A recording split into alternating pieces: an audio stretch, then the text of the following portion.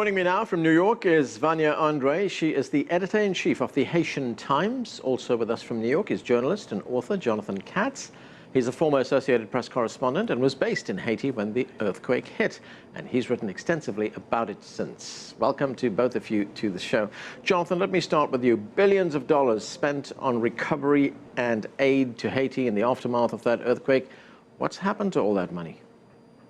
Well, when you're talking about the money, you're talking about a whole bunch of different kinds of things. But I would say that the general rule that applies is that most of the money that was spent, especially in the immediate aftermath of the earthquake, basically went from donor countries that were giving it through those donor countries' own systems, and then ended up being spent mainly on short-term relief. So things that might have had something of an impact at the time, but that you wouldn't really be seeing many traces of now.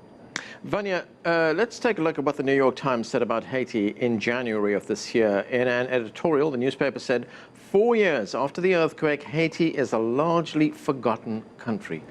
But I guess where you are in New York with a big Haitian immigrant community, it's not a forgotten country, is it? People must care about the country. Exactly. No, not at all. I mean, just like you said, that New York has a very large Haitian population, and population that consists of a lot of second-generation Haitian immigrants like myself, who have parents who were born in Haiti, raised in Haiti, and came here for a new life. Regardless of the media attention that may not be on Haiti anymore, now that the earthquake has passed, there's still a strong effort within the community in New York to still see what progress is going on and just to keep that dialogue happening, so that way it doesn't become something that goes to the back. Right, Jonathan, I want to get back to the aid figures, and here's some figures worth looking at. And these figures are from USAID, which is the U.S. government agency that grants aid around the world. It says it spent $270 million on projects in 2013. U.S.-based companies received almost half of that, 37% going to American non-profits. In fact, one D.C.-based company called Chemonics received $58 million itself. So what did Haiti get for all this? Not much. Look, this is the way that aid tends to work is often very contrary to the way that people expect it to work. Usually when people look at a foreign aid situation or a disaster relief situation, they sort of imagine that there's a wealthy country out there like the United States, and that it's got a bunch of money and that it just sort of hands it over to a country that's been affected by some kind of calamity, and then it's up to that country what they're going to do with the money. That is very, very seldom how it works. And especially in the case of Haiti, as you just said, the vast majority of the money tends to go from a government like that of the United States to its own nonprofits, to its own for-profit contractors. A lot of what has been spent in Haiti in recent years has been by the United States, has been focused on building an industrial park in the north of Haiti.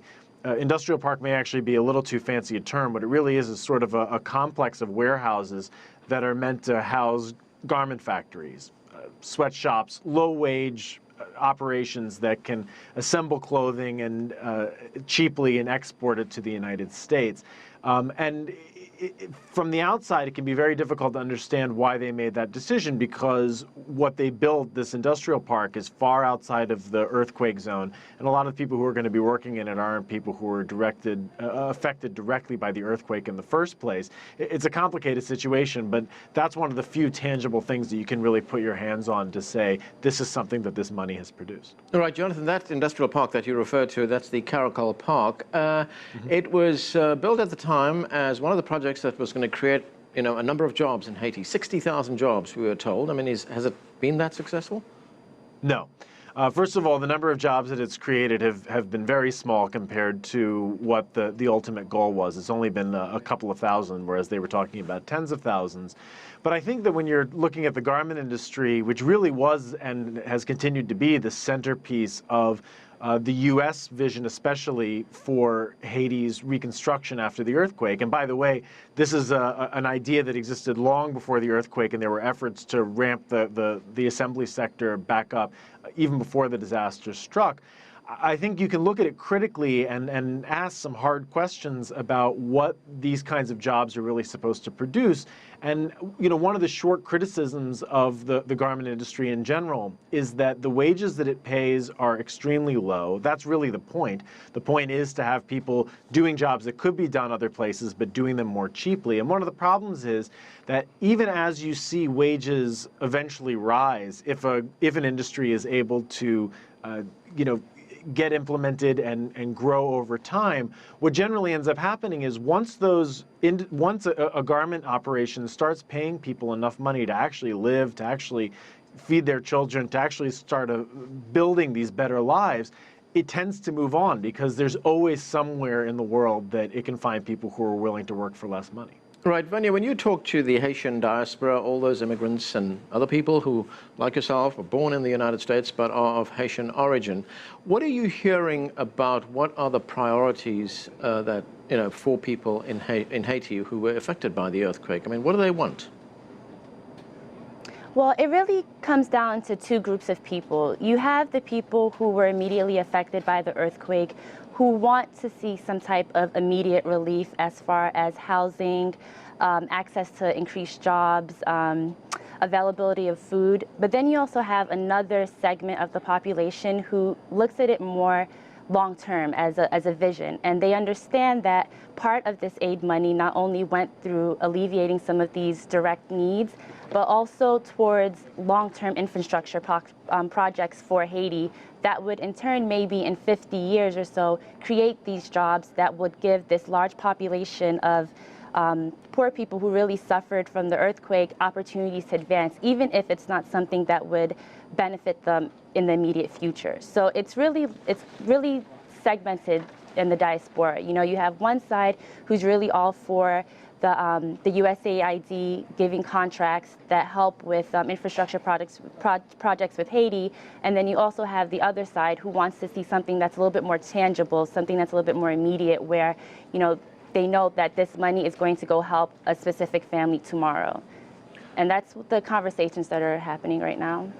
Right, Jonathan, you've written extensively about Haiti, as we've been reporting ourselves. There was a very scathing United Nations report that came out in 2013, which detailed, corruption in Haiti. There was judicial corruption, freedom of the press was being threatened. Have things changed? Well, things are certainly different than they were at the time of the earthquake. There's a very different administration that's in power now. President Martelly's administration does things in a very different way than the administration of René Préval, who was the president at the time of the earthquake. That election was held less than a year after the disaster struck.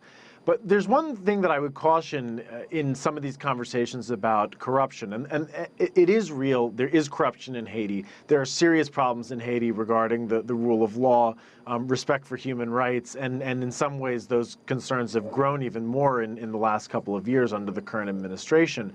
But oftentimes this idea, this specter of corruption, is used as more or less an excuse to continue the humanitarian aid, development industries operating the way that they have been, and as an explanation for essentially why money can't be turned over to a state actor. And so, the very good point was brought up about the importance of building infrastructure. It's absolutely essential. What made the earthquake so deadly, just to use one example, in the first place, was that there wasn't proper infrastructure in place that could cope with the disaster. And so poorly built homes and buildings fell and killed an uncountable number of hundreds of thousands of people.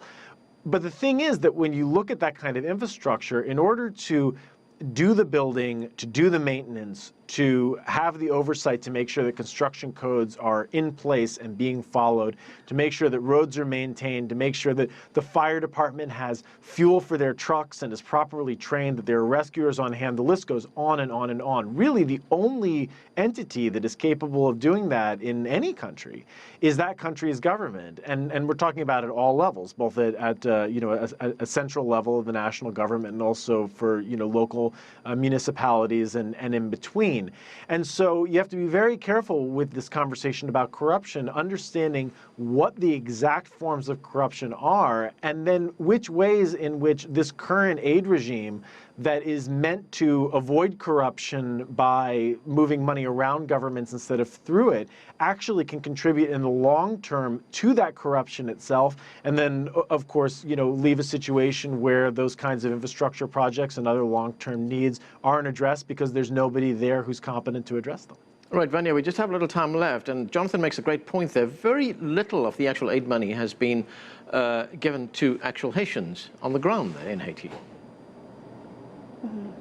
Yes, that's a great point he touched about with corruption. That was the reason that was given, that, the Haitian government, the people have such a long history of political corruption that they can't be essentially trusted to use this money for infrastructure projects or whatever needs that the country may have. But what people need to understand is that when it comes to aid comes with attachments. And a lot of the conversations that happen in diaspora is how do we remove ourselves from that so that way we can take accountability of our own projects, of our own government, of our own people, so that way there isn't this kind of murky transparency that goes on when there's money being exchanged from one entity to another, and there's just kind of a gray area of who is the authority figure for this. Okay, Vanya, Andre, Jonathan Katz, thanks to both of you for joining us. We are going to take a short break right now. When we come back, we'll talk about the cholera epidemic that's ravaged Haiti. Stay with us. You're watching The Heat.